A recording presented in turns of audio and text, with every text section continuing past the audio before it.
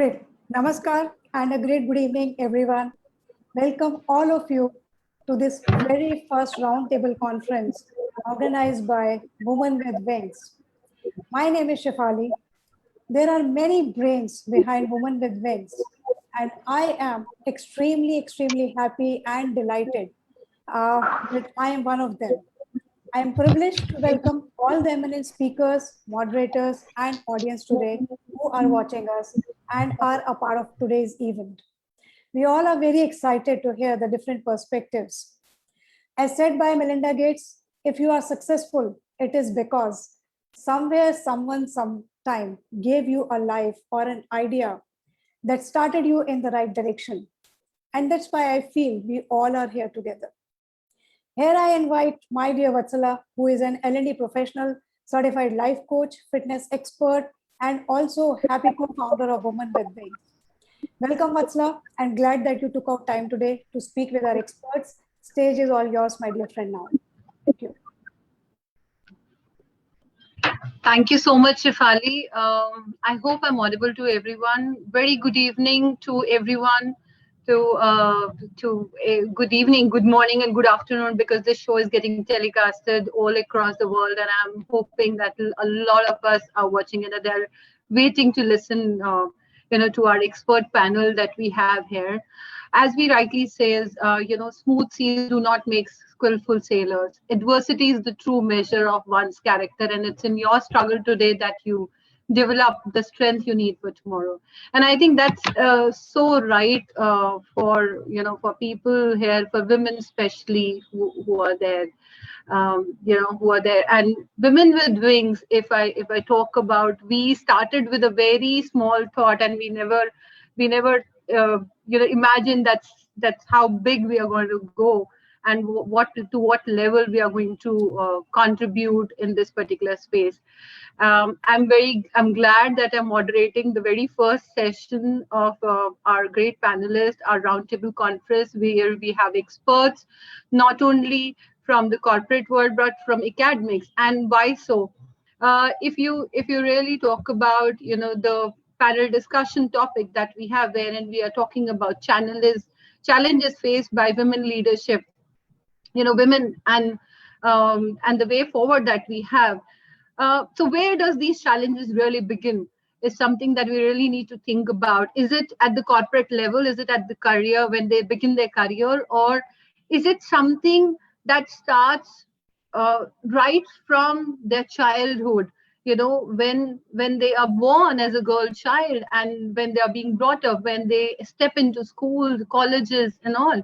So why we have this combination today here is because we rightly feel that we women today, we are actually trying to break norms and standards that have been set by the society.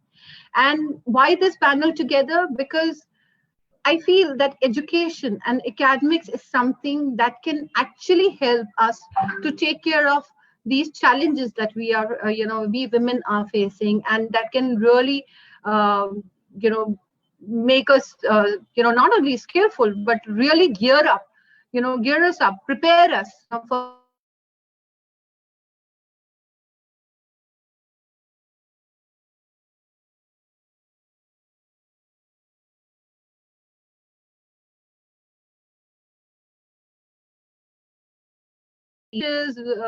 some events around equal rights, fighting for a rightful place in the world.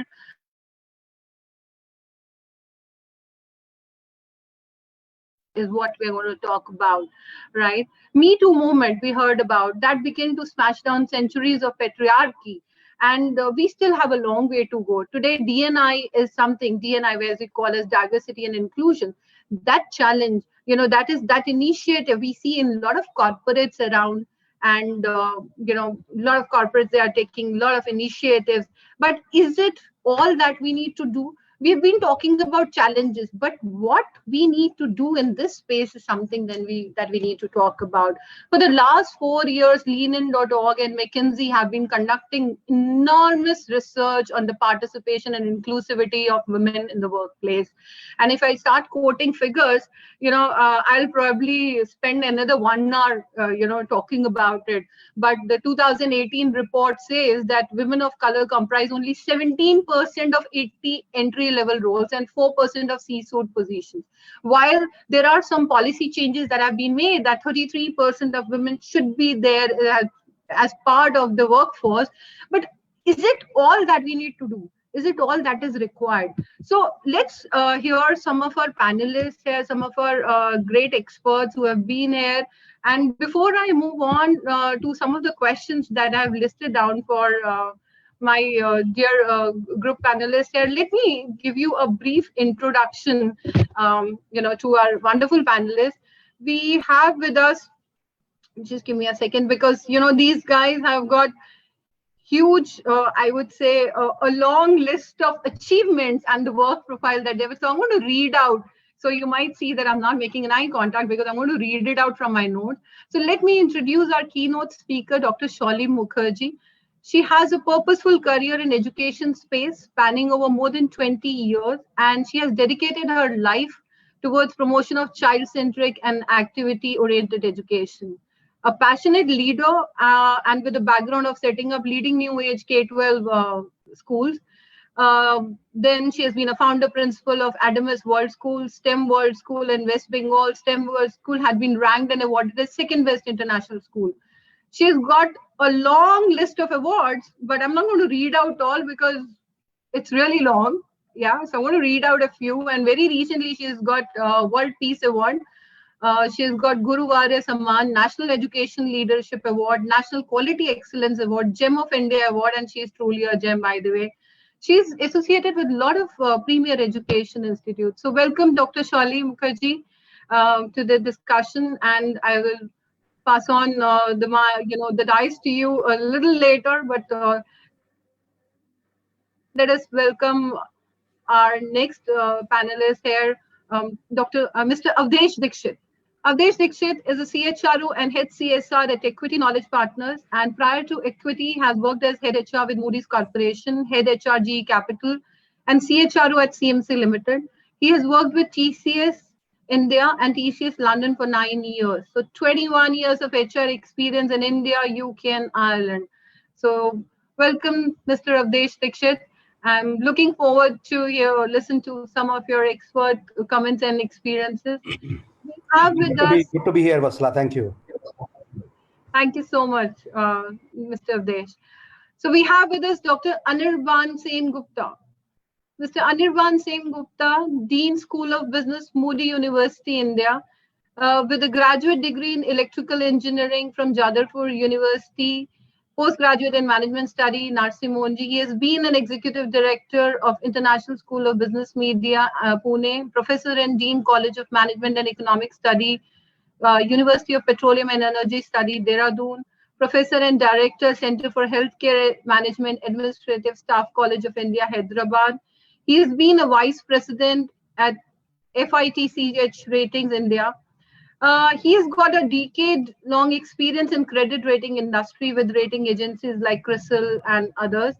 And he has taken a lot of assignments for organization. He has served as visiting faculty with IIM Indore, IIM Kozhikode, ZIM Bhubaneswar, and others.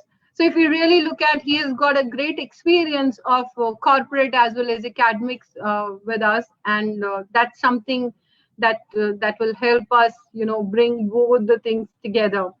Then we have with us Manisha Shukla with us. She is PhD, Dr. Manisha Shukla, then I should say. I'm sorry, ma'am.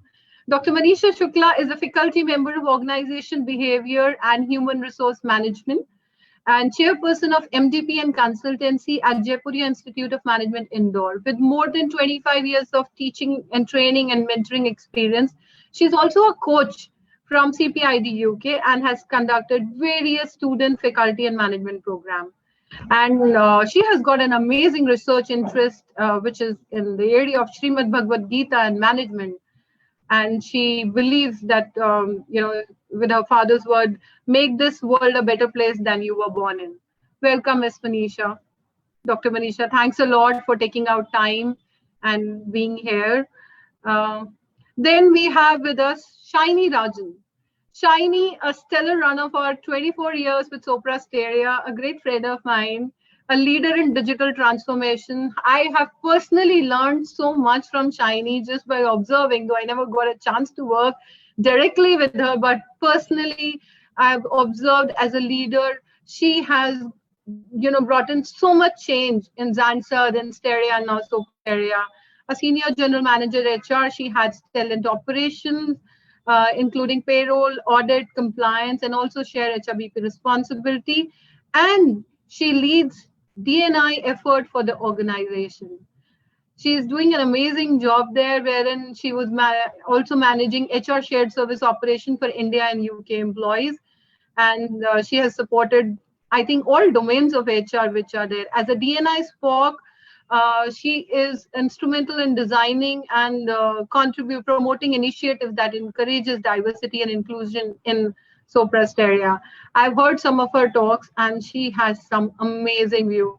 And I'm really looking forward, Shiny, for your views on some of the questions that we have here. Thank you so much, Vasila. Thank you. I'm looking forward to it. Same here. We have with us Dr. Babita G. Kataria, Director, University Industry Interface Cell, Dr. APJ Abdul Kalam Technical University, Lucknow and Noida, UP, India. Again, with 26 years of experience in the field of medical science, training, placement, industry-academia relationship, academics, administration, industry, and R&D business development. So I think she has it all. This much itself speaks about what she handles and what she does. Key responsibilities include overseeing managing corporate activities, which are there when it comes to campus hiring of engineering and management studies. Welcome, Dr. Babita.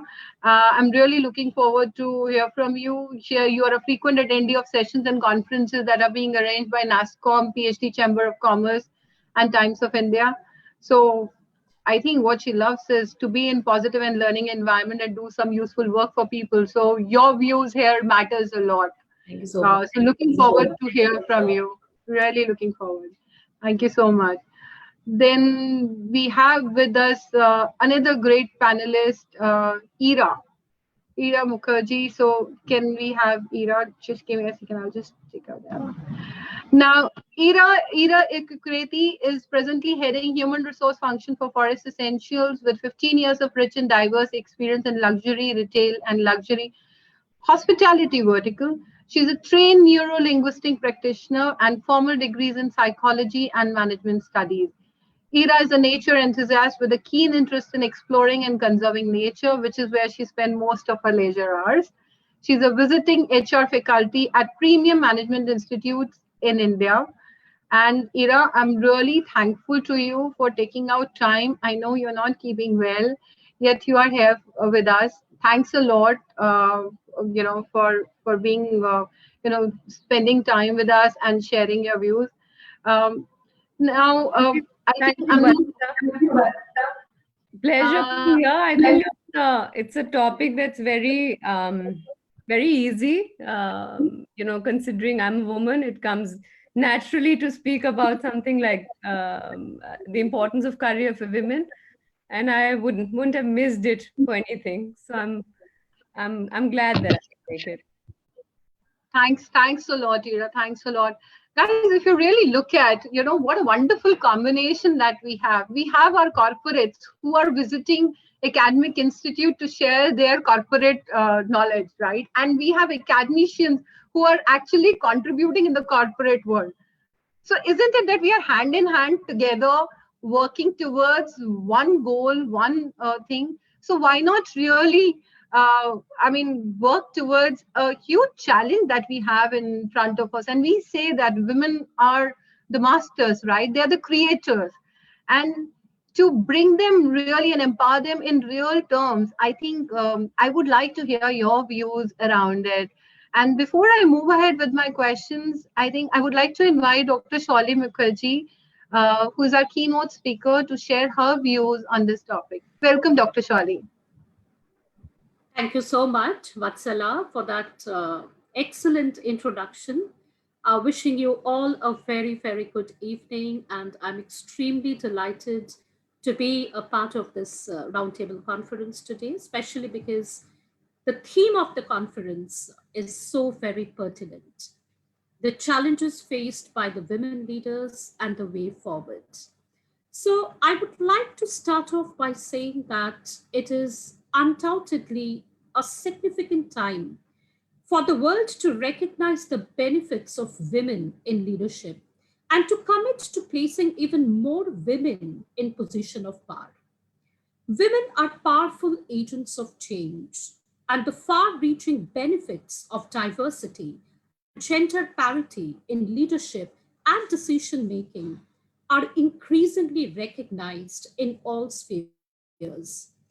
In spite of that, women continue to be vastly underrepresented in decision-making, in politics, in businesses, and communities. Notwithstanding the fact that women as leaders and decision makers at all levels are extremely critical to advancing gender justice and gender equality, and to furthering the economic, social, and political progress for all.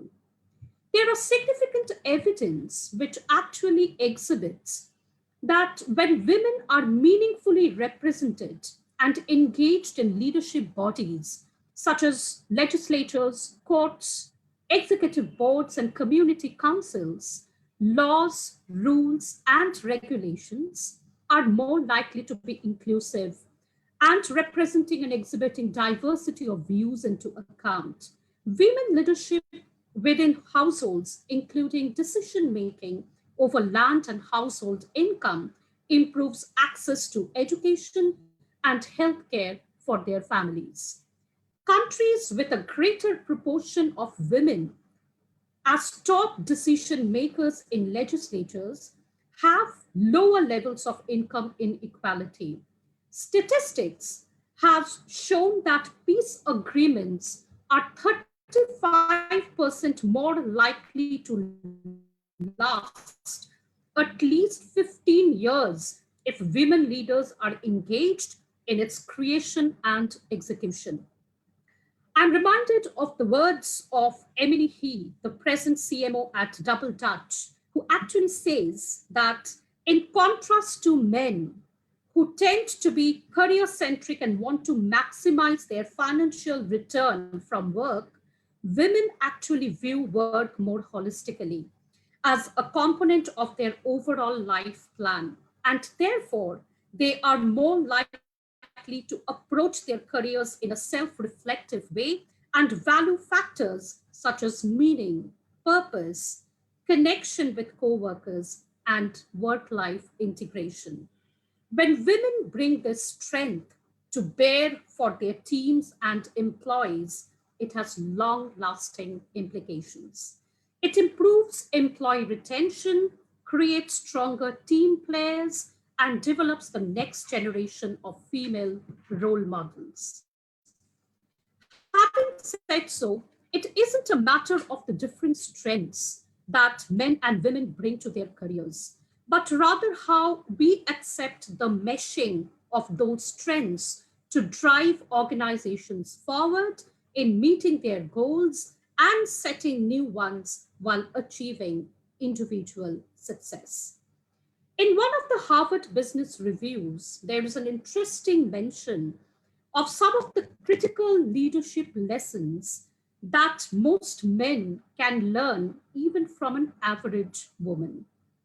There's a trend of telling women to lean in to qualities like assertiveness, boldness, or confidence. In men, such qualities can manifest as self-promotion, taking credit for others' achievements, and acting in aggressive ways sometimes.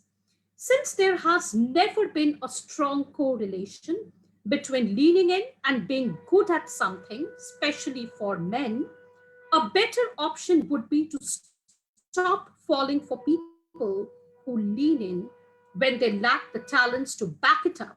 Because in a logical world, we actually tend to promote people into leadership roles when they are competent rather than when they're confident, vetting them for their expertise, track record, and relevant leadership competencies such as intelligence, curiosity, empathy, integrity, and coachability.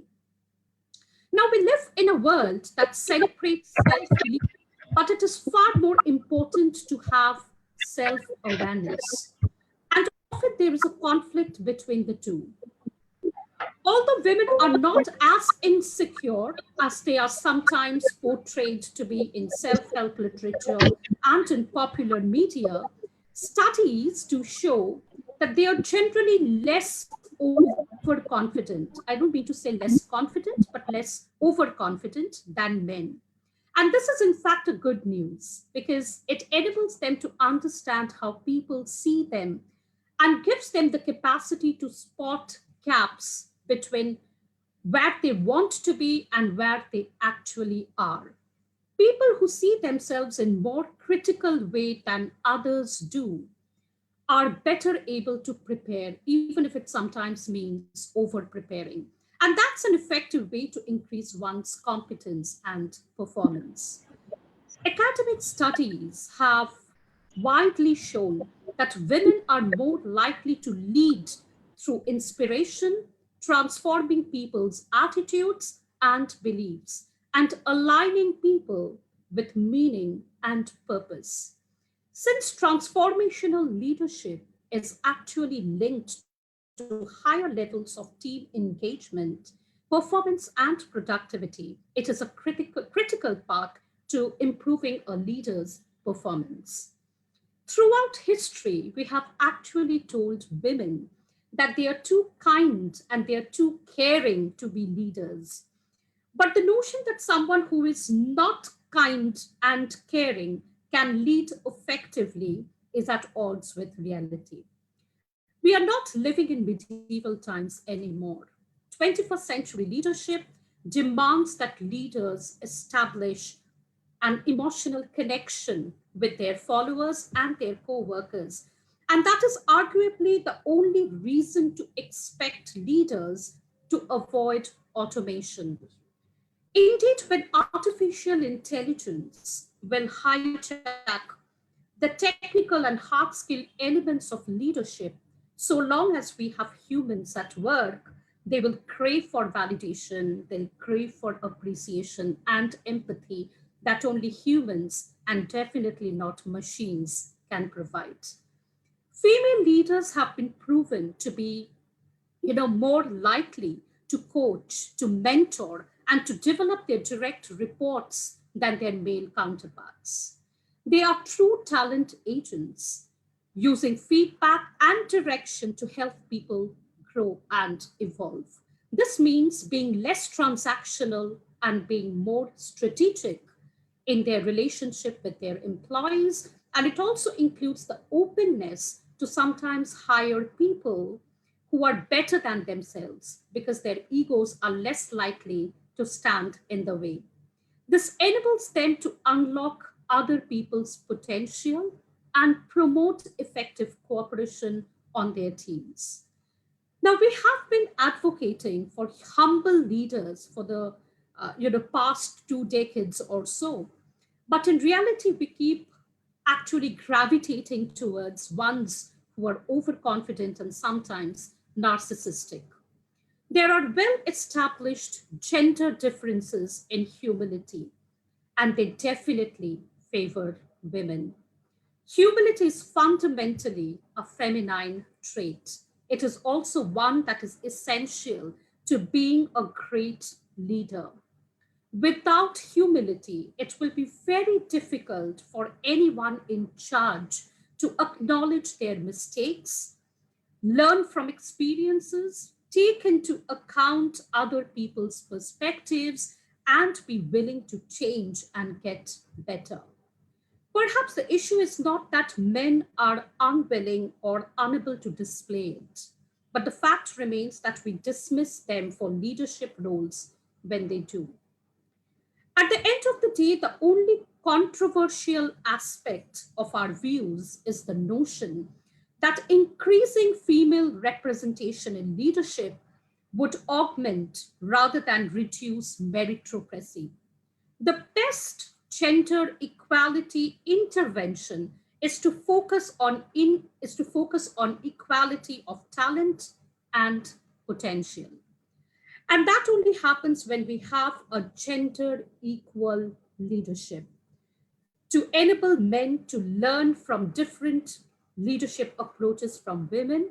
And definitely, as much as women have always been told to learn leadership approaches from men. So I would like to conclude by saying that it's actually not important what society expects out of women. It is rather very, very important what we expect out of us. We all have a Wonder Woman in each one of us who has the capability of creating, of nurturing, and of transforming. And I believe that the day women truly realize that the real fight is never outside, it is always within ourselves. That is the day I believe that women will truly succeed, whether that be in their professional field or in their personal endeavor. And I believe that every time a woman decides to stand up for herself, she actually stands up for all the women. And lastly, I would also like to say that we all must remember that the hand that rocks the cradle, the procreator, the mother, a woman, she is the one who actually shapes our civilization. Thank you so much.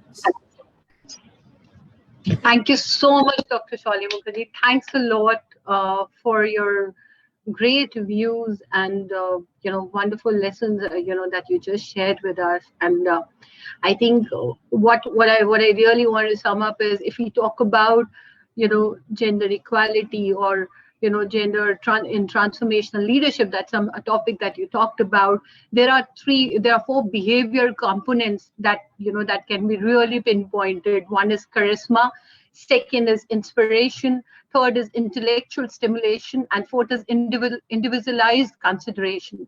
And if we talk about all these 4 are not something which are gender biased. They are being there in men as well as women.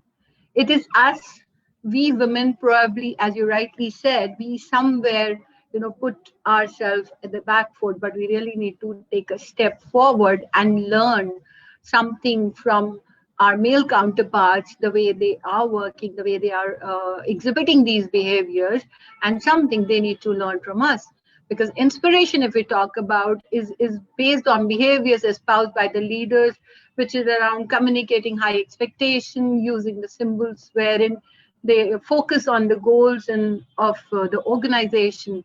And I think it's there, it's lying there in both the male and female counterparts of or the employees who are there in the corporate world. And as you rightly summed up, that the hands that rock the cradle, they are the ones who are the creators. So women are the creators, of course, but can they really do it alone? Maybe not. A lot is there to be learned from we women, ultimately, as we call as Shakti, which is also being partnered by Shiva. So Shakti and Shiva, they stand together. But if we talk about the challenges, are we getting the right due? Are we getting the right platform? Or are we really prepared? Is something that we need to talk about and think forward. So thank you so much for amazing wisdom of words that you shared. Thanks a lot. Now, I'll move on to some of the questions that I have written with me to our great panelists here. So my very first question is, and we'll move in the order. So what I'll do is, in the keeping the time constraint in mind, what I'm going to do is I'll go one by one. So my very first question is to Mr. Avdesh Dixit. Dr. Bhavita and Miss Shiny, and they can speak in the same order, maybe for 3-4 minutes. So the first question I want to hear from you, know from you is, what is the most significant barrier to female leadership?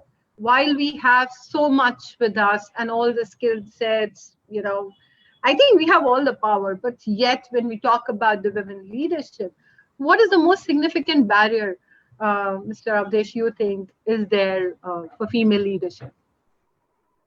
Okay. Am I audible, Vatsala? Yeah. Okay.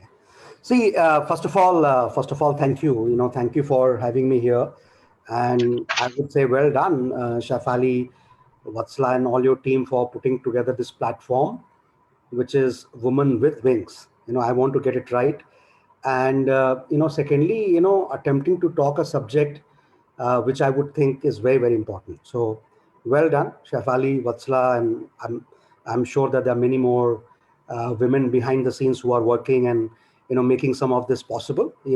These kind of roundtables or panel discussions. So well done to begin with. Now, see, as far as the topic is concerned, I'm not sure. First of all, I'm surely not. It can't. Talking about women challenges can't come naturally to me. Obviously, I think Ira mentioned it.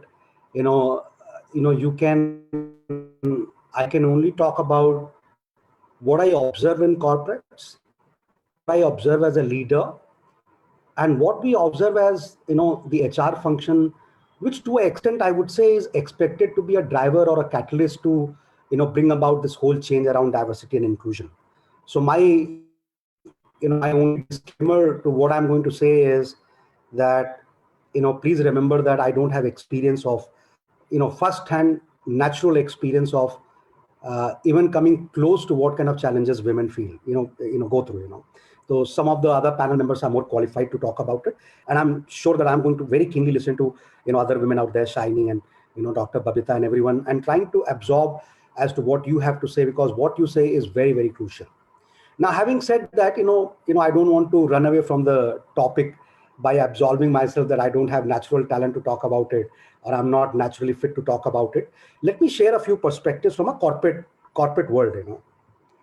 As I said, these are more observational in nature rather than experiential in nature. One is that if you are really wanting to build a company which truly cares for diversity, and I'm not talking about diversity of gender alone, which seems to be a topic of the discussion right now, but I'm talking about the broader diversity, the diversity of gender, diversity of culture, diversity of ethnicity, diversity of people coming from south, north of India, east of India. And when you're trying to get all kind of diverse people in the company, how do you manage the diversity, and how do you make use of diversity to propel this whole idea of making a business impact using diversity as a mechanism. And then diversity and inclusion, I don't want to go about it. It's not only about creating a diverse workforce, also including them in the decision making process is equally crucial. There's only one thing I can tell you which stands out, or maybe two things. One is the first one is probably most crucial, which is the culture. Trust me, I'm telling you, if you do not have leadership at the top, whether it is women leadership or it is men leadership, I'm talking about leadership at the top. If they do not genuinely believe in creating a diverse organization, you can never get it right. And when I say genuine, there has to be a genuine interest. There has to be a genuine discussion on at the leadership level. There has to be a time allocated for discussing women issues, or it is other non-represented communities, if I can use that word, or non-represented minority communities. It could be communities which are marginalized in the workforce. You may have only 5 people coming from Northeast. Are you including them? Are you conscious of the fact that they need to be included in the decision-making process? And are you attracting different kind of communities? So one is that see, it all starts from the top, and culture building unfortunately starts from the top. You have to set the agenda as a leader. whether you're a man or a woman, doesn't really matter, that this company or my company stands for diversity, and we are going to go to any extent to see that we practice diversity and inclusion at every step of our decision making. So that is one.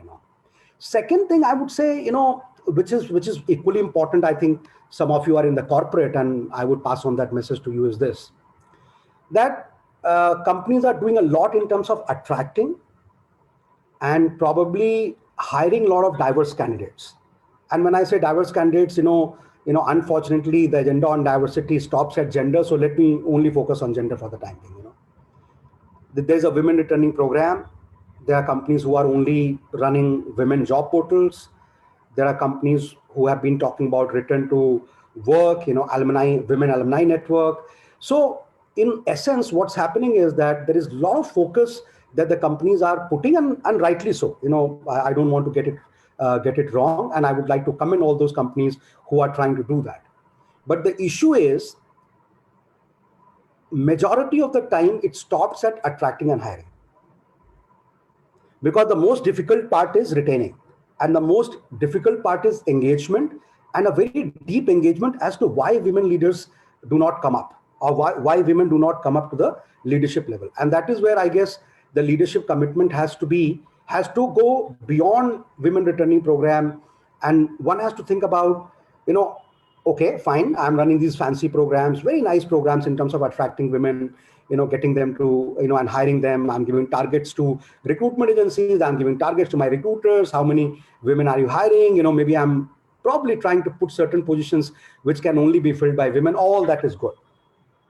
But the real issue is walking the talk in terms of, monthly or a quarterly engagement, a deep dive as to why women do not become managers, and why managers, if you don't make them managers, obviously they can't be leaders, because the leadership capabilities, they evolve as you become a manager. You can't, there is a natural process, a natural progression from being an individual contributor to be a manager, to be a bigger manager, and then, get into leadership roles. You are managing a large business unit, which may have thousands of people working under you. So at what stage people are dropping out, and what is the intervention that you are making? Are you doing a deep dive conversation with women leaders? Why are they not progressing? I think that rigor, if you put in place, and you have the culture which is coming from the top, my personal belief is observational belief. Again, I'm saying that I can't speak for Ira, and I really can't probably speak for other women on this table, because you bring experience to the table. I bring observation to the table. My observation is that, some of these things can be addressed better. Let me take a pause here. Those are the two things that I wanted to say. And if you want me to come back and share more insights into how corporates can, address these two areas, the culture building, and also going beyond attracting and, hiring, and real engagement and real problem solving, throughout the lifespan of a career lifespan of a woman or any diverse candidate, I think that's where, maybe I can come back again and share some ideas. For now, thank you so much for having me here, and maybe let me take a pause and listen to, other women on the other people on the dais. Thank you so much, Mr. Avdesh. And I think you really hit the nail by saying that it's a, women leadership, or working on the women leadership, is more about culture building exercise, and it starts from the top. And of course, I'll come back to you to hear from you, like from the corporates, what can be done and what is there. Moving on to Dr. Babita, can I have your views? Can we have your views, please? Thank you so much, Chef Ali and Vatsala, so inviting me over here. And it's a very good platform. I can see so many people here, and they're having such a good knowledge bank I'm seeing. So it is my pleasure, and I'm very happy that I have been invited here. So my point of view for the particular question Vatsala has asked is that majorly, we always say that institutional and society are the most major barrier which is stopping the women to become a leader in the leadership roles and to come in the leadership roles, etc. But my think is little bit away from it. I said that it is always a mindset. So only we have a mindset which has made to think like this. And since childhood, if you just remember, you have been called that you are a boy, you are a girl. You should not wear this, you should wear this. You should not talk like this, you should talk like this. You are not allowed to do so many things because you are a girl, and you are allowed to do so many things because you are a boy. So over there, it just start developing. As you are just growing in your childhood, you are becoming a boy, then you are becoming a man, then you are becoming a father, then you are becoming so, and this again, this also start growing with you. This is a fine line, if you can see that it is just a barrier, and we cannot come out of it. And whenever we are talking, see, when I was a child, I was facing so many problems in my home. By chance, I don't have my brother. I don't have brother, but there are so many cousins are there. And every time when I wanted to climb on a tree, it was said, no, you are a girl, you should not climb a tree, because if you break your leg, it will be very hard to get you married. Why? So this was the point. So it starts from there. And it starts again, we were just stopped. Oh, you should not have any scratch or browse some scar on your face, because it will just remove your beauty, and we have to spend this much of money to get you married. So these are the factors with which we have been developed. And over here, when we have been developed like this, so see what type of what type of a brain or what type of development we are having. Everywhere when we are working, I am working as a director, University Industry Interface Cell, where I am handling 750 colleges in single go. And again, I have been called that, oh, the lady is there, so she will be making not right decision. Why it is there? So I am capable enough. I am handling my home, I'm handling my job, I'm handling my in-laws, I'm handling everything. But again, on leadership, I have been told that you are a female. So these are the things why it is coming, because we have been developed like this. So only the mindset is there. If we change and we will remove this mindset, and we are really trying, people are trying, these days, not only in my colleagues are there, the male colleagues are there, they're always they're also talk positive. Yes, ma'am, it is very good that we have you as a leader, and you're working a lot with, but inner how, there is a question, how she became a director, I am not. So I am not able to break that point. So I cannot say anything, but definitely it is there. Second point is, when I'm talking to children, because there are male students also, and there are female students also. Females will listen you, and very calmly they will listen you. But the male has a concept that a female is saying something as a teacher, so I have to argue. So he will argue. So that time I will say, oh, you are don't think that you are a male, so you have given all the opportunities to argue, but somehow pair. And this has been, it is the root cause. So we have to work on the root cause, and then only I think there will be very good leaders. And as we are studying it, we are just going through, so many leaders are there, lady leaders are there, and they have done a very awesome work. And they are idols of ours also. And if you say Hindi, our Hinduism and mythology, religions, if you see, or we are always praising all the lady lords, Saraswati, then Lakshmi, and everybody. So when the gods can be prayed, then why can't we can be a leader? So this is my thought process. We have to change only the mindset, and the things will go positive in our favor also. Thank you so much. Thank you so much for bringing a very strong point here that, we have to change the mindset. It is all about mindset.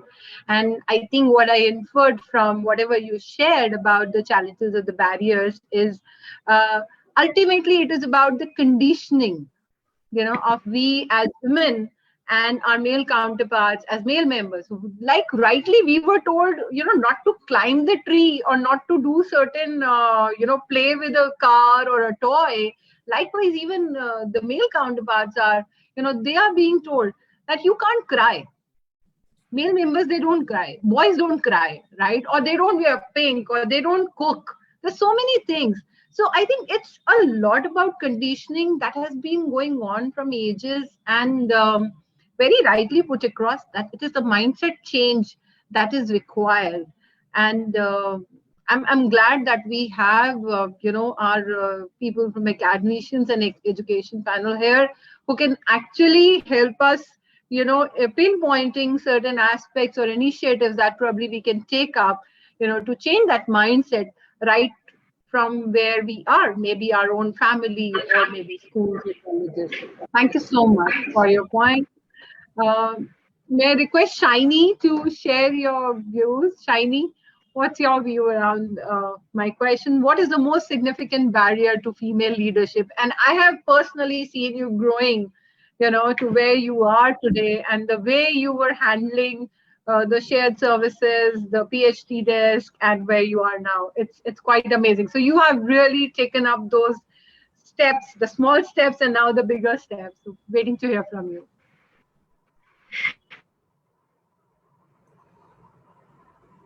So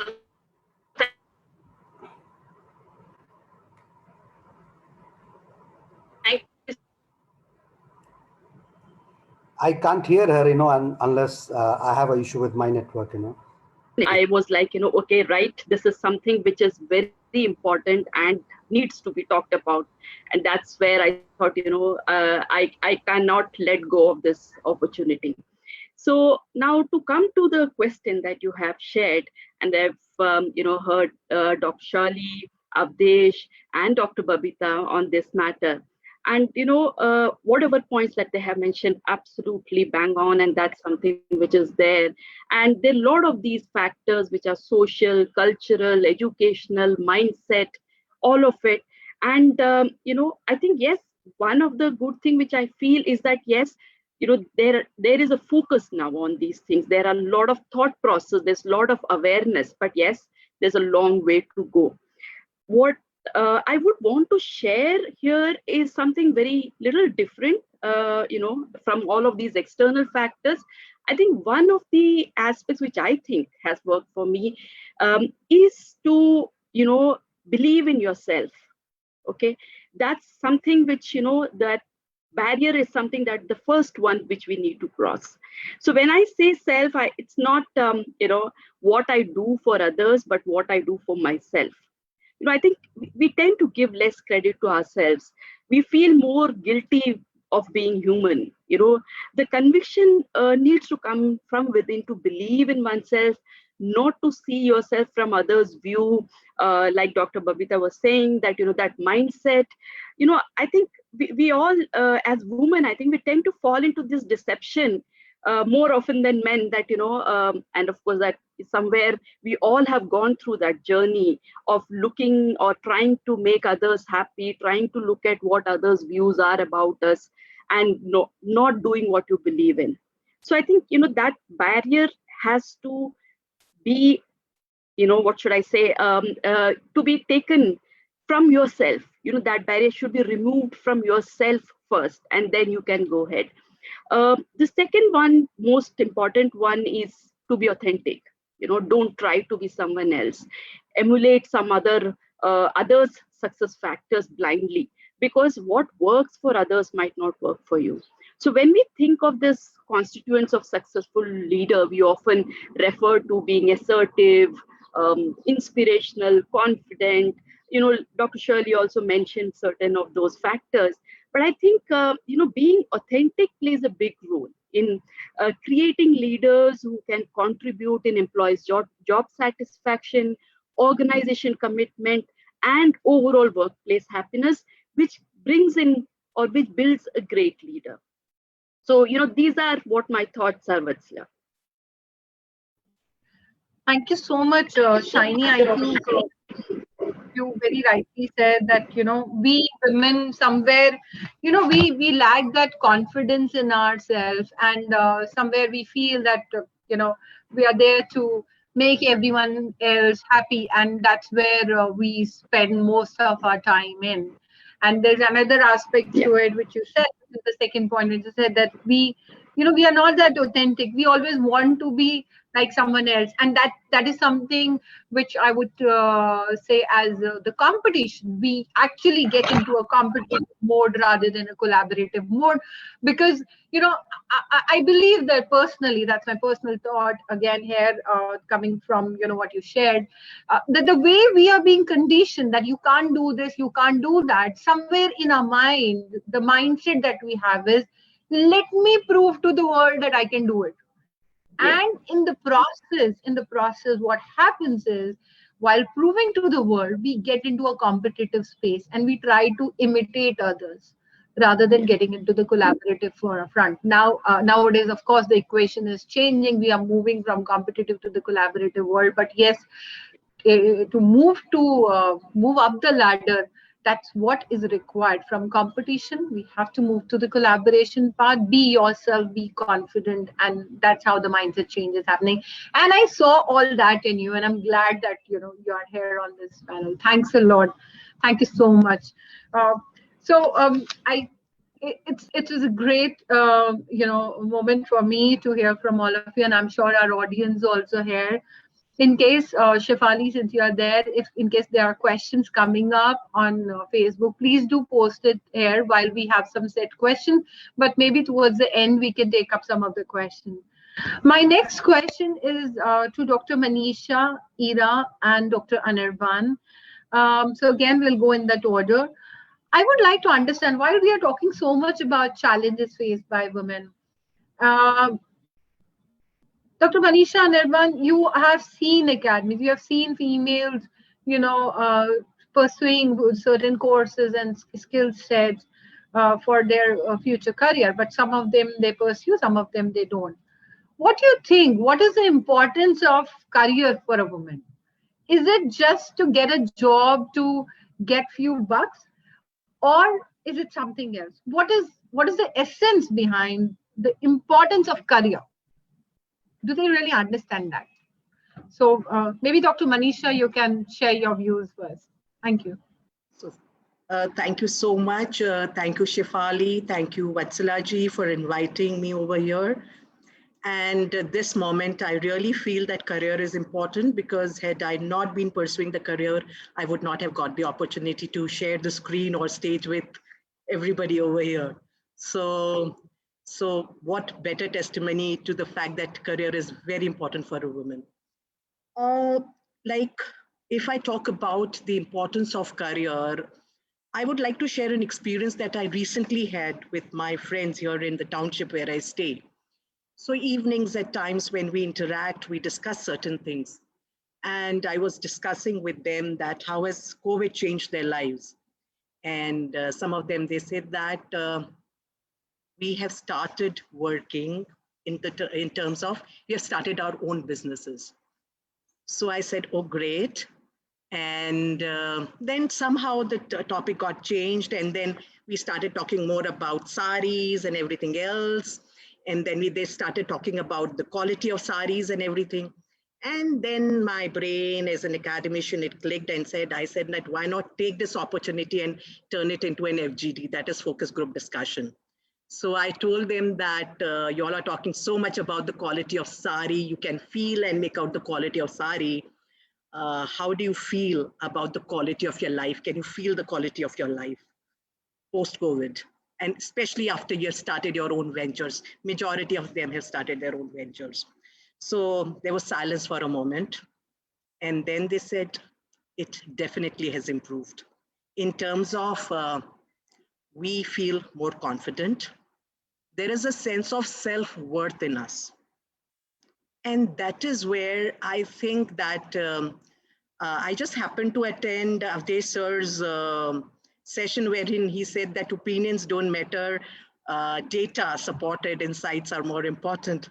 So Avdesh sir, I would use this FGT to share that yes, career is very important. And the insights and the discussion that took place said that yes, career is extremely important for women because it also instills a feeling of self-worth. And it's not only economic freedom that they were talking about. They were talking about something which I had read long back, which was in the words of Maya Angelou. So when I was writing my PhD topic was self-management, and I read something which was very, very profound. She said that my life has been a great big joke, a song that's talked, uh, a dance that's walked. I almost laugh and I almost choke when I think about myself. So she actually was meant to dance wherein she walked. She was meant to sing and she just spoke. And I could sense what these females, my friends, were talking about when they were talking about that now they feel that till date, they had not realized their potential and they were living their lives walking wherein they were meant to fly. And I would actually 100% agree with what Avdesh sir, Shiny and Shauli ma'am had just mentioned. And it's very, very strongly written there in Srimad Bhagavad Gita also, that it is the internal challenge which matters. I would refer to verse 6 of chapter number 6 of Bhagavad Gita, which says that Bandhuratmana, Manatasya yet matvana jitah, anatmanastu shatrutvet, vartet mev shatruvat. Means a person himself is his own friend and his own enemy. It's you who needs to shatter that barrier, that whatever the shackles are, you need to really break yourself free. And what better opportunity than to pursue a good career that you're made for. So I think career is very important. I would not say the most important, but yes, extremely important for a woman to realize her potential. Thank you.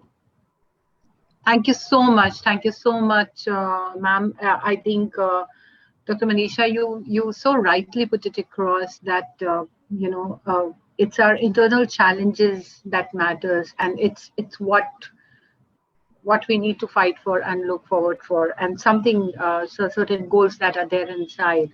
So career does matter, and of course, as you said, that you are a testimony. So coming to Ira, what do you think about this question? What is the importance of career for women?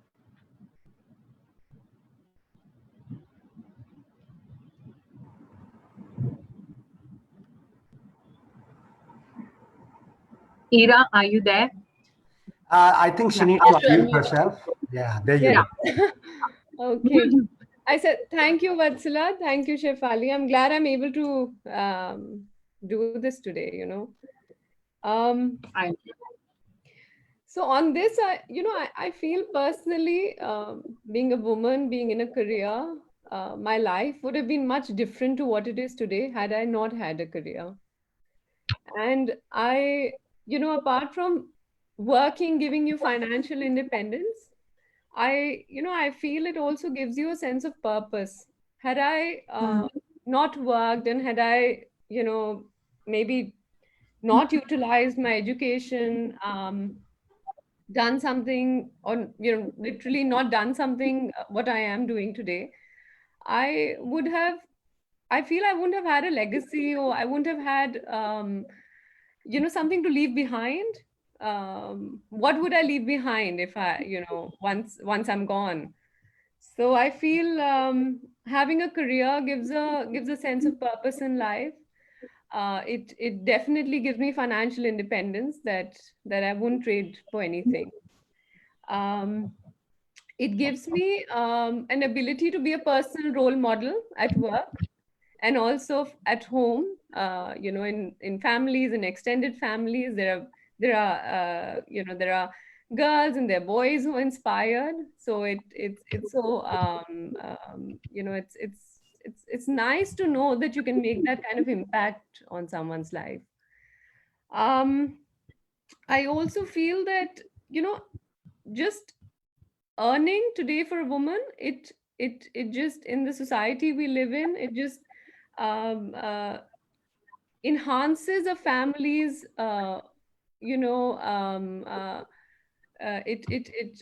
compounds a family's financial income, and it also gives you a better standard of life. And I think that's very, very relevant as well. Um, I feel as a career woman, I feel I'm more confident that I not had a career, I maybe wouldn't have been as confident because, today when I go out, I meet people, I'm able to, they identify. I think more than me as a person, they identify with the job I do. And, it's strange. I would have liked them to identify with me as a person and maybe get to know my personal traits better. But I think that's what career does to women. It gives them an identity. Um, and I feel that, career for women is as important as a career for a man. And when I was in college, there were these very intelligent girls, I think possibly more intelligent than I was. They scored higher than I did. So, but, they did not pursue careers because their families didn't allow them to pursue careers. They got married immediately after college. And I felt it was such a waste. Those were brilliant girls who could have added so much to our society, to our economy, but they're not there. They're not allowed. So I Hmm. feel it's extremely important for women to have careers. And today, all women studying, I think they should be allowed an opportunity to contribute to society as a whole. Right. And Right. I personally Yeah. don't think it's really a matter of women being better than men or men being better than women. I think it needs to work as complementary. Women bring a lot of traits that are great for organizations, and so do men. And I think it's a like someone mentioned, it's a shift in mindset that is required. True. And to bring in that compatibility in workplaces is very important. Right, right. Thank you so much, Ira. I think what you said, that women, why career is important for women is it's not only brings the financial independence, but also the sense of purpose. And this another thing what I feel is the skill sets that women possess, whether it's about multitasking, whether it's about decision making, which gets questioned in the career front, in the professional front, whereas the same decision making when it comes to the household is taken as supreme in deciding certain aspects, can be so well utilized when it comes to when we talk about the importance of career for women.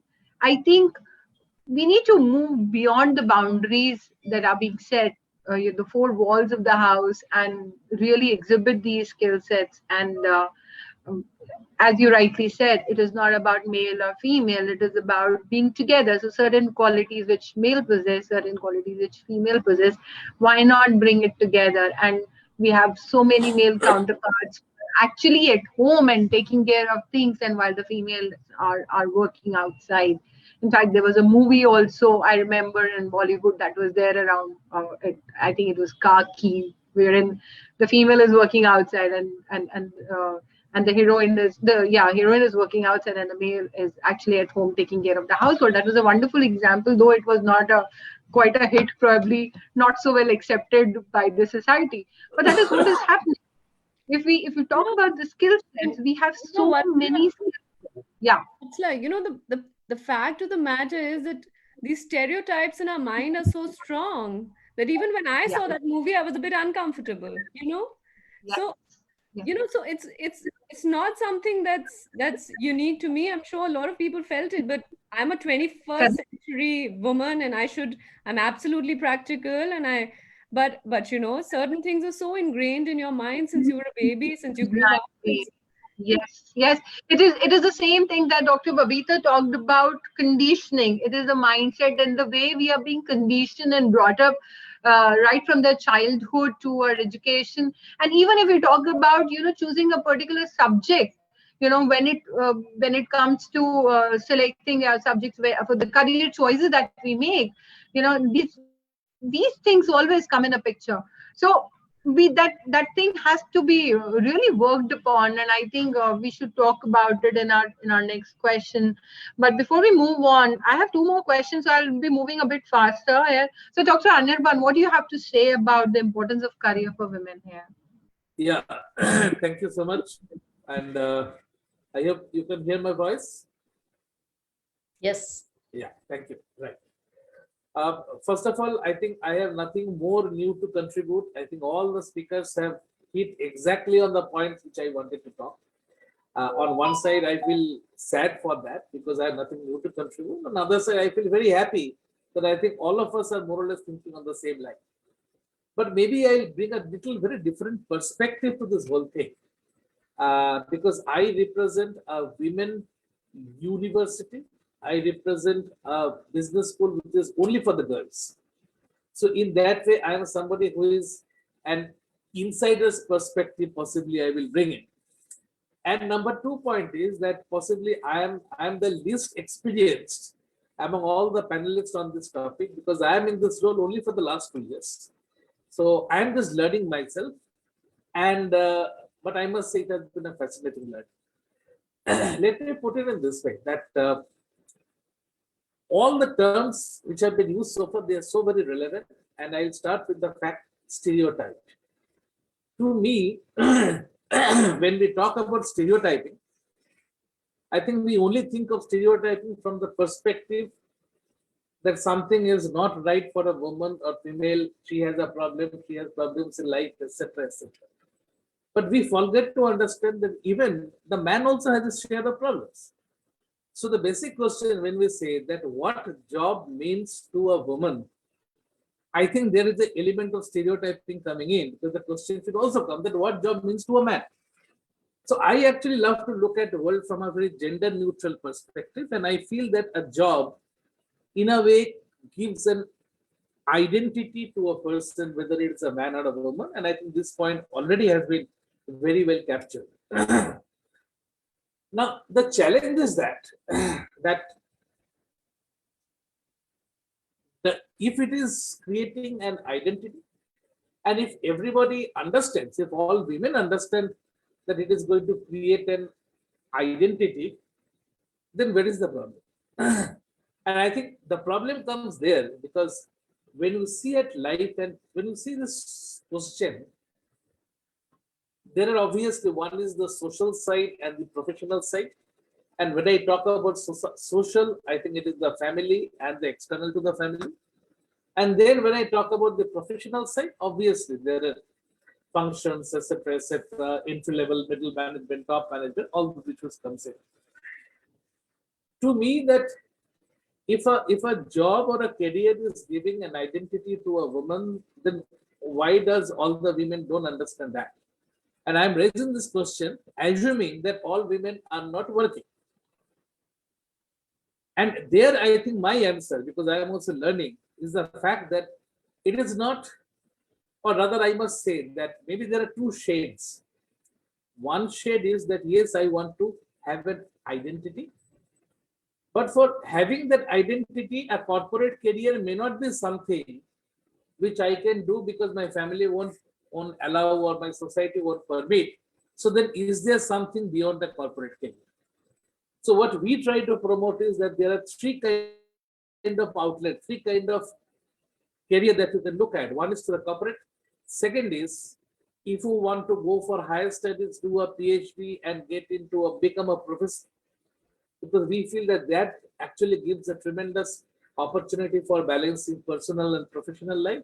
And third is, you start something on your own, if not today, maybe after 5 years.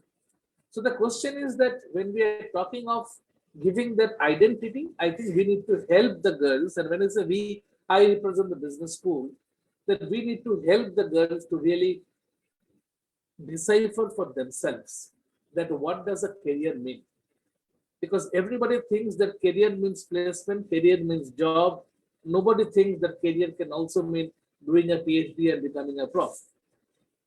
Or very few people think of starting a business until you are really from the business side. So I think that is a first thing. The second thing which comes is that a woman, because of the gender issues, have an inherent maternal instinct, and maybe that maternal instinct and that professional identity, okay, maybe somewhere there is a conflict. Because when you talk about maternal instinct, you're talking about spending time, having the kid, bringing that up, then all the conflicts that we all know. So there's nothing new that I'm talking. So then I think the conflict really comes that what is your identity? Is your identity that you are so-and-so vice president of so-and-so company? Or is your identity that you are the mom of so-and-so as a child, or you are the wife of a vice president who is in a multinational? So I think that is a huge area where we try to work on that. What is your identity? Okay. And so I will stop at this point, which means maybe the next point I will explain much more what I'm trying to say, that how do you build up different qualities, etc. So to sum up, to me, career to a woman definitely gives an identity, but I think we need to help the woman to decide what does career mean. And when we talk about an identity, that strength has to come that you may be the vice president of wife of a vice president, and you may be the mom of a boy and a girl, but you yourself a vice president? And Yes. do you really get a pride from that? Okay. Now, I think that is where the whole thing starts. So let me just stop here. I'm sure the next question will bring in more insight. Yes. Thank you so much, Dr. Anirban, and Dr. Manisha, and Ira. I think you guys just again, nailed some of the aspects. Some of you must be thinking, why did Vatsala ask this question? What is the importance of career for women? And I actually wanted to pinpoint this for a fact and brought in this, that we women ourselves, somewhere we get stuck between our roles that we are playing, be it at home or be it in office. Are we really proud of what we are doing? Yeah. If we are able to be proud of we as mother, right? As Dr. Anirban mentioned, that what is it that you need to be known as a mother or as the vice president of an organization? My question is, why not both? We are both, right? We take decisions. We do multitasking. We do everything. I am a nurturer. I nurture my kid. I nurture my daughter. Why can't I nurture my team? Why can't I bring them together and actually look for their growth and development like I do it for my kid? And I have it in me. Hence, important for us to get into the career space and play that role and just be there. And I'm glad that Dr. Anirban, you are actually working towards it, wherein you have 3 sets of things placed for women, wherein they can decide on whether to join a corporate, be an entrepreneur, or go for a higher studies and settle down for a job like a professor or something. I think you have just opened the avenues for all, and that are the good choices that we have. But ultimately, the choices have to be made by us. Moving on to the next question is, now, I was actually, when I was researching this topic, I came across 4 traits, okay, and which they said are woven into career decision and leadership style, basically, of women leaders. So those 4 traits are authenticity, connection, clarity, and wholeness. So my question to Shiny, Mr. Avdesh, and Dr. Babita is, how do you think these themes relate to empowering women and their rights? Whatever we've talked about till now, some stuff, is bringing these traits over there. So what do you think about this? So Shiny, maybe start from you. And I would just request all the speakers to keep their answers a bit short, maybe 3-4 minutes, because I think we have a time up at 7:30. So we'll just keep it short. Right. Thank you, Shiny. Over to you. Sure, Vatsala. So, each components that you mentioned, authenticity, connection, clarity, wholeness, I think these are very key in any career decision and leadership styles, not just for women leaders, I think for both the genders, right? And of course, that is the reason also that it plays a big role in the empowerment of women. I've already shared my views on authenticity, and I'm a firm believer that it's one of the important attributes, which has somewhere gave me the identity that I wanted in my career, in my home, and everywhere. So, I think when you are authentic, you build authentic connections.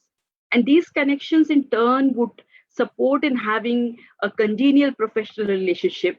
And these relationships helps build partners necessary for any leader. We talked about complementing each other. It's not competing with each other. It's collaborating. Each gender, each, I wouldn't say even gender, every diverse thing which coexists brings in their own ways, their own thoughts, their own value to a fabric, a social fabric.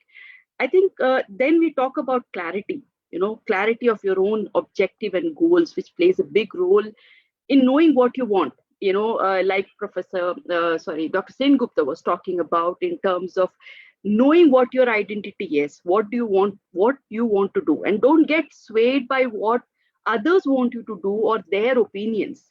Be willing to take that risk and take on challenges. I think the key is to believe in yourself and complete and be there completely in whatever path you choose. There will be challenges, hardships, sacrifices. You might not always be able to balance work and personal life and be able to always create that balance, but it's okay. I think it is fine to be a career woman and also a housewife and prioritizing things as and when it happens. So I think all of these factors are absolutely necessary and I think are very real and needs to be woven into any career decision or for any leadership style.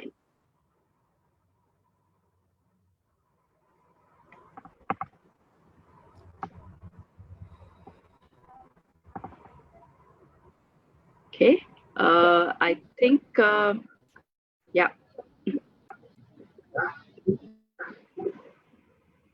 Yeah, okay. I thought that, I lost you. I was not able to hear the last thing. Thank you so much. So, Mr. Avdesh, what's your view around it? See, Shiny, well said. See, first of all, I really don't believe there is a difference, at least from where I'm looking at things, there is a difference between traits of a successful leader and that leader happens to be a woman or a man. By and large, you will find that leaders, whether they are men or women, they are effective for the same reasons. It is about business acumen, it is about drive, it is about result orientation, it is about compatibility, compassion. Now, it is a possibility that, and I have not researched the topic, it is a possibility that certain traits, could be stronger in men and certain traits could be stronger in women.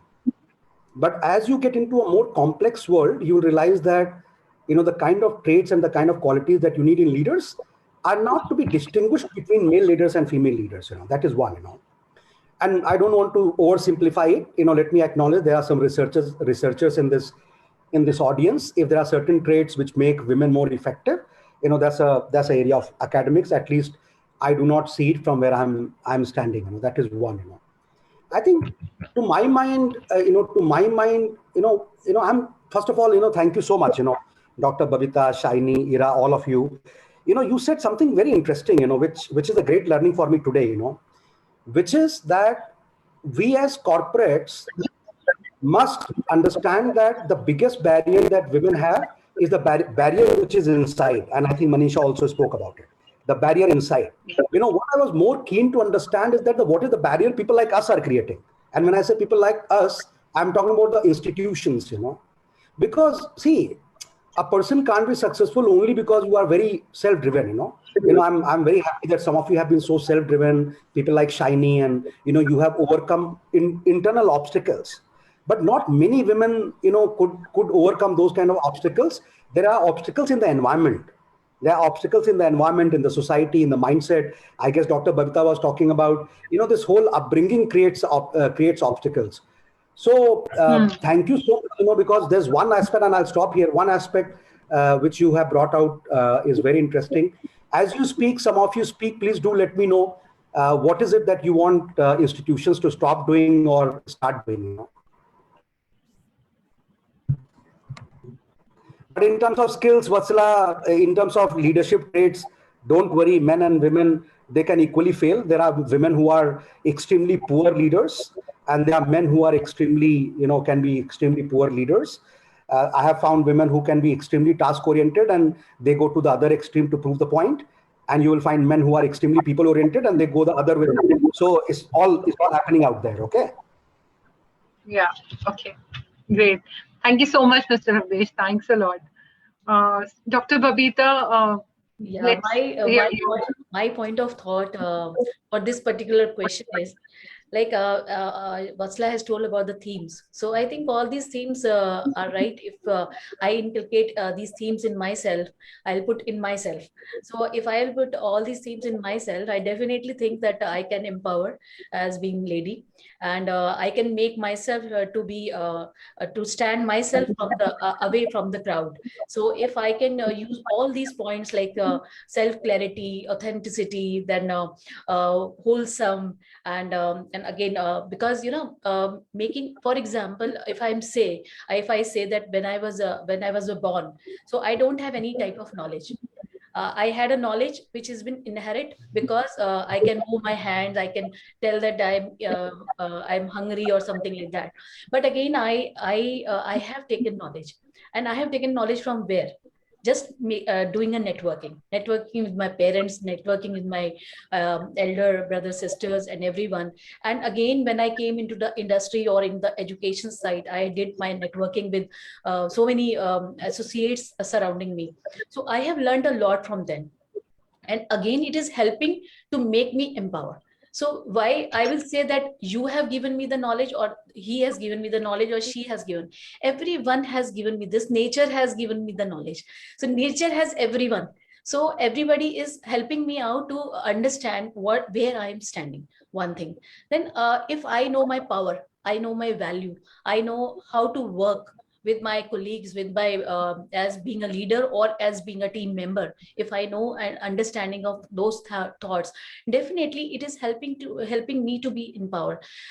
Not from the one day when you are been born or till your death, you gain the strength of your own soul. So I always work on my soul because it is only left and I will go away. So I always work, and I will always say my last quote of line is, know your value, bring value, and know your value, work with value, and bring value. This is my quote of the day. Thank you so much. Thank you. Thank you so much, Dr. Babita. I mean, I think you very rightly put it across that, we need to value ourselves, and the way you summed up, I think that was really great. Moving on to my next question again. Now, I would really want to hear your views. I think we've talked about the challenges, the career space. What is it that's stopping us? Now, let's look at the solution. And I want to hear it from Dr. Anirban, Dr. Manisha, and Ira. And if Shali ma'am, if you have some points here, I would definitely want you to share your thoughts around each of the topics that we discussed here. How can we instill, the women leadership traits right from, when they start studying, be it school, be it college, or wherever? A lot of colleges and a lot of institutes now, they have been asking for women leadership program, right? Why? I mean, what is the reason? So what can be done? How can we do that? Do you think, if we bring in some programs, in their management school or what they're doing, that will make them better leaders and help them, change their mindset and overcome the challenges that they are facing and be as collaborators and not as competitors? So tell me, I mean, how can we help them in making, this thing work? So maybe we can start with Dr. Anirban. Yeah, please tell me, are we stopping at 7:30 or we can go beyond that? I think we are already at 7:30. So this is the last question that we have. Okay, So I'll take 10 okay. minutes. Yeah, I'll take 10 Fine. minutes for Fine. last question. Fair Yeah. enough. Thank you. See, I think this is one of the biggest challenges. In fact, let me tell you that this is a fourth business school that I'm looking at, and possibly this is my ninth job. So, but in this whole journey, I have never really understood the women issues in the way that I'm understanding in the last 2 years, because I'm seeing it as an insider. And when I say that, if you look at a typical business school, the general diversity ratio in the class will be, say, about 60-40, so 60 boys, 40 girls. But I think in most of the business schools, we really do not, that is my feel, we really do not seriously think about the girl students. We go by the batch, and to us, the batch means boys. To us, the placement means boys. To us, the business means it is led by the men. So in that journey, if there are some girls who are dropping out, do we really bother much? Whereas when I came here in this role, I realized that I don't have any boys in my classroom. So the fact that the way that we are delivering our MBA program, it is not incidental that we have no boys. It is the business decision.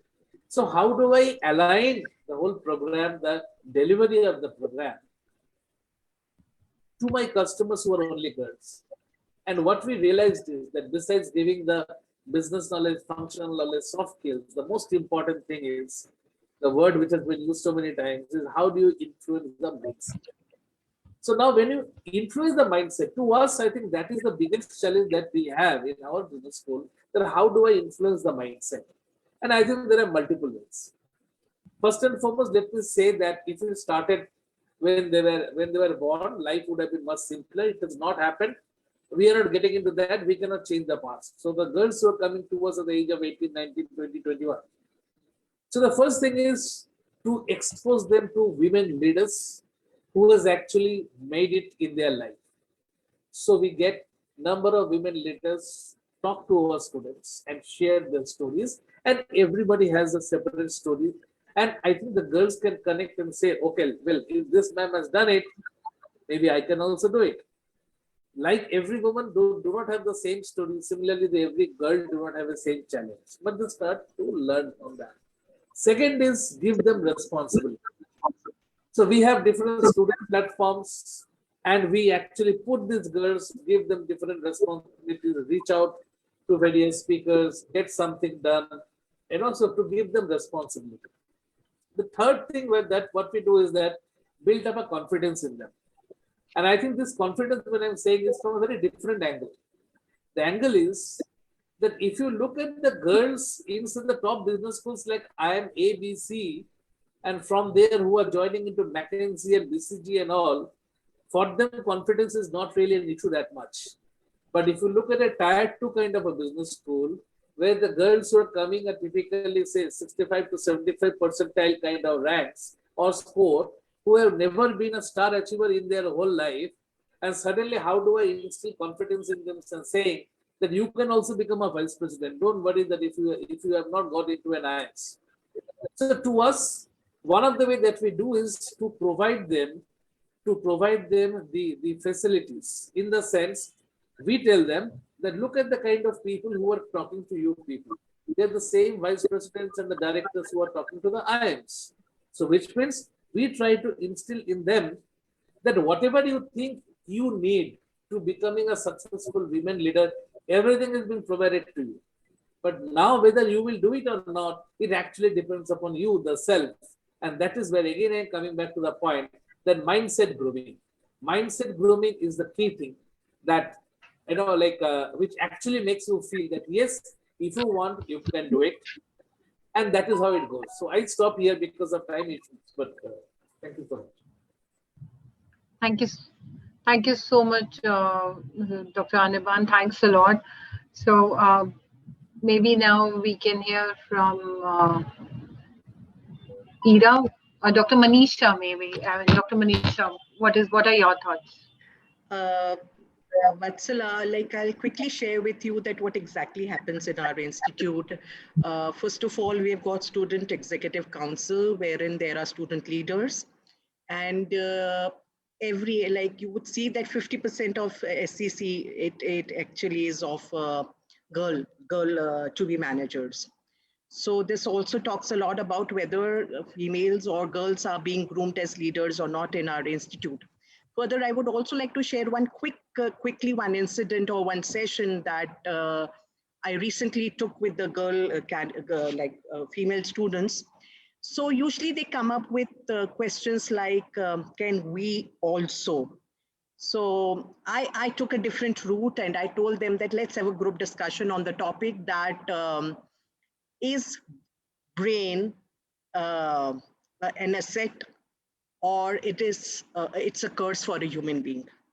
So they were a little surprised by the topic. They said, of course, it's a asset. So I said that then what, I added something to it, but then do you know when it becomes a curse, when it becomes conditioned? And it's your conditioned mind which is actually making you say that we can't do it. And I said that, have you ever seen there in the nature, as Shaini ma'am just mentioned, that when we talk about nature, have you ever seen in the nature that it's the roles are defined, or it's said that it's only the male bird who's going to build the nest or get the food for the younger ones? And haven't you heard the word queen bee? So when queen bee is there, so you can, when the animal kingdom, it's talking about leadership. And secondly, I told them, fine, we agree that it's that way, that there is more space for male leadership as compared to female leadership. Then aren't you all being trained to disrupt market? So why not adopt disruption strategy and make your own place? So, and last thing that we really need to tell our students is that please don't get confused कि वेद और वेदना एक साथ नहीं हो सकती. वेद और वेदना दोनों एक साथ हो सकता है. And that is where you need to understand. And we always tell them that go with so much of confidence. When you walk out, you say that अगर देखना ही चाहते हो मेरी उड़ान को, तो जाओ और ऊंचा कर लो आसमान को. So this is what they are meant to do, and they will do. We are very confident with the amount of potential that they've got in them. So thank you. This is all from my side. Thank you so much, ma'am. Thanks a lot, Dr. Manisha. So beautifully put in one sentence. देखना चाहते हो मेरी उड़ान को तो और ऊंचा कर लो आसमान को. I think I want to personally keep that statement, and all women here, should just note it down. Thanks a lot. I think that's more like a conclusion that we have here. And I have another thought also, but I'll come back to that thought later once Ira has shared her views. Ira, over to you now. I think Ms. Shukla and Anirban sort of covered most of the points. However, the only perspective that I thought I must bring here is that, a lot of how women's personalities are formed happens in the formative years of education. So, we also need to focus on how we address these issues as early on as school. So I feel, introducing, yes, role models and authentic role models, people, women leaders, and Anirban mentioned that women need to not just identify with their careers, and I agree to that. And also women who are excelling not just in corporates, but in starting their own enterprises or being good homemakers. I feel introducing such role models in school is very, very important. Having those role models connect to to the students in an authentic manner is very important. You have to be genuine in your interaction. I think that's more than delivering a lecture to the child. I think it's about having a very genuine, authentic interaction, understanding what questions they may have, addressing them with an authentic input. Also, I feel a look on the curriculum is important. How women are portrayed in books is extremely important. Introducing female role models, even in books and in our curriculum, is extremely important. And I feel, to have role plays in college, to where or maybe in, by the time you reach your class 10th or 12th, for you to be able to understand like we used to have at some point there used to be these role plays where we used to do the World Council and we used to do the UN. I think those kind of simulate, those weren't very relevant, by the way, but I feel some more simulations and role plays where you could portray corporate environment. People could play different roles. I think those also could be relevant things to do. So that's all I had to say. Thank you very much once again. Thanks a lot, Ira. Thanks for sharing your views on this. It was really great, from a young leader like you to have these thoughts which are there. I think all the panelists, I would like to really thank you for such wonderful session here, and the thought that I was holding on to, and that thought had come from my initial discussion with Dr. Shawty. When we started talking about this topic and bringing this panel together, with this roundtable together, was, the way women respond to opportunity that is given. We always say that women doesn't get the opportunity. So now I think with the discussion, we have actually concluded it's not women who doesn't get opportunity. We do get opportunity, but the way probably we respond, the vocabulary that we use. If a project is being given to a woman by a leader, the immediate response is, okay, I'll try and do my best. Now this sentence, the vocabulary that is being used here, okay, I'll try and do my best, is somewhere you might feel, and that has also been shared by one of our speakers, where she said they don't want to be overconfident, is somewhere takes you towards lack of confidence, and that doubt creeps in to the leader's mind or to the other's mind who are actually seeing the project being handed over to the female employee. We need to be really cautious in terms of what and how we are conducting in the corporate environment when we seek opportunity or when we are working towards something, right? We need to show that same level of confidence there as well, what we show at home when we are taking certain decisions or we are doing something. So I'll not, I was just holding on to this thought because somewhere that stayed with me. And since the time Dr. Shawty had shared that thought with me, I have been very careful about my vocabulary when I behave or I perform in my organization at Samsung. So I would want Dr. Shawty to come here once again and, conclude this discussion with her thoughts and just leave us. Oh, yeah. Thank you so much. Yeah. Thank you so much, Vatsala. So I must say that it had been a wonderful experience listening to the perspectives of all the esteemed panelists today, especially on this pertinent issue. I would just like to add that we are talking about mindset shift. And we also tend to say that it's so important that the mindset shift happens. But aren't we forgetting something basic here? That mindset shift will never happen in isolation. It can never happen in isolation. Now, it all starts right from the very upbringing. It doesn't start with academic institutions, by the way. It doesn't start in the formative years in the educational institutions. It all starts with our family. It all starts when, as a girl, she's being handed over toys and dolls, and as a boy, he's handed over guns and cars to play with. So it starts with that. It also starts with the color codes. with blue and pink.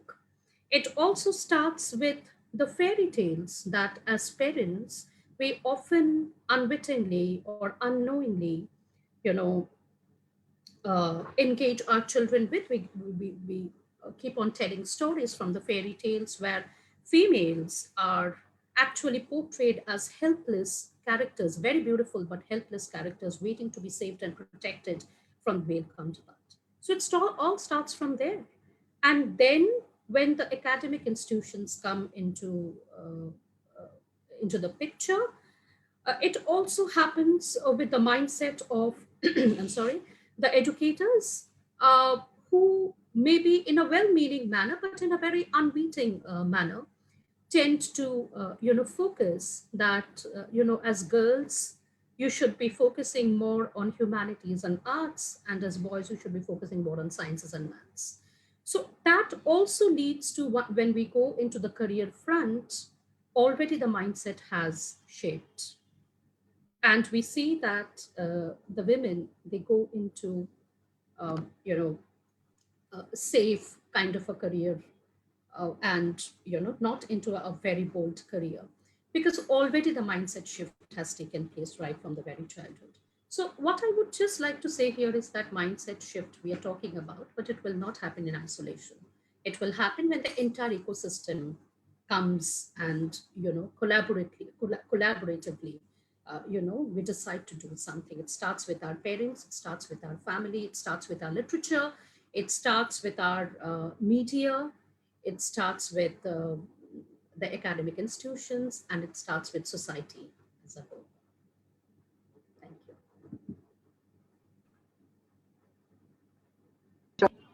Thank you so much, Dr. Shawli. And I think you summed up the entire discussion so beautifully. So on behalf of Women with Wings, I would like to thank each and every member here who has taken out time to be part of this roundtable and start a new journey of Women with Wings. So from talks to roundtables. And the reason why we are doing these roundtable is to look for solutions and not just have discussions there. And some of the key action items that I was able to take out is, the mindset shift, the change, bring in the confidence for women to be themselves and be as collaborator and not as competitor. And when we say collaborator, it's not just, collaborating with the female counterparts, but equally with the male counterparts, and just be you, what you are, the power that you have. Because whatever said and done, women is a full circle. Yeah, it's a full circle in itself, and wherein they nurture, they perform, and they have the power and ability to transform. They're the queen themselves. They don't really need empowerment from anyone outside. That empowerment has to come from within our own self, and that's the confidence that we are looking forward. And I think we at Women with Wings have got the direction that how we need to take this women empowerment muhim jisko bolte hain forward, is to instill and bring that confidence in, to really push these women to break their barriers and to break the glass ceilings that they are in. And I think with all of you there with us, I'm sure we'll be able to work forward and achieve our purpose and objective. Thanks a lot. All of you have a great evening and a great weekend. Thanks a lot to all the listeners who are watching us at this moment, at this very evening. Vatsala, Have a great day. I want to say Yeah. a quote from, Yes. as I representing Dr. APJ Abdul Kalam Technical University. So a very sweet quote of Dr. APJ, which is very near to my heart, and it really belongs to the this particular theme which we are discussing today. So the last point you have said that we should take out the solutions. So I think the solution is there in this quote, that all of us do not have equal talent, but all of us have an equal opportunity to develop up our talents. So I think this is a solution we can hand it over to the complete people who are listening us. Thank you so much for the day. Thank you. Thank you so much. Thanks a lot for a wonderful quote and a conclusion statement. And I think I'm going to put that some of the points I'm going to really tag it on my desktop, and I'm going to follow as the Dr. Shawli's thoughts and your thought. Thanks a lot. Thank you so much. Have a great evening, everyone. Thank you. Thank you so much.